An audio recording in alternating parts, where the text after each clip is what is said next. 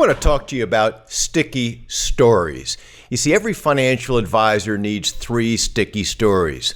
One on how you got into the business, the second one on a problem you solved for a client, and a third one on something you did that was beyond what was expected. Now, first and foremost, what makes a sticky story stick?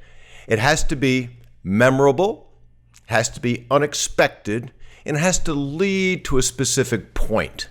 You see, bad stories, they ramble on, and at the same time, the listener knows where you're going. So, memorable, unexpected, and leading to a point. So let's get into sticky story number 1, how you got into the business. Now, I get asked this question all the time. So how did you get into this business? And I simply respond with my sticky story.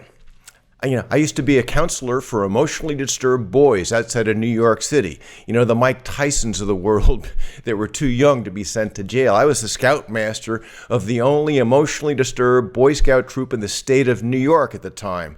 And then I went and got certified in clinical hypnotherapy. So people laugh and they say, gosh, perfect segue to coaching financial advisors, emotionally disturbed boys, clinical hypnosis, dealing with financial advisors. I don't have to talk about that I have an MBA in marketing, that I started my own practice with an $8,000 loan when I was 25 years old. I marketed my services as part of my thesis for my MBA. None of that matters. I don't talk about the fact that I've written 14 books. We do, research projects. We've been doing it for 20 years. No, my sticky story is how I got into the business, and people remember it. Emotionally disturbed boys, clinical hypnosis, and now I'm working with financial advisors. Perfect segue.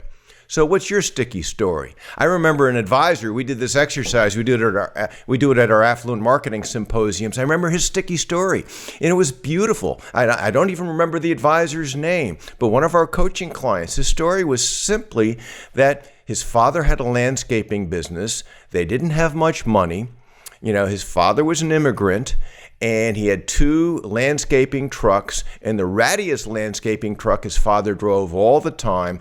And the son, this advisor, was so embarrassed that he made his father drop him 2 blocks away from school. He didn't want anybody to see this beat-up old landscaping truck. And from that point forward, I guess it was in junior high, this advisor started focusing on money, investments, what his parents could do to invest their money and what he needed to do to invest money. And it led right to becoming a financial advisor.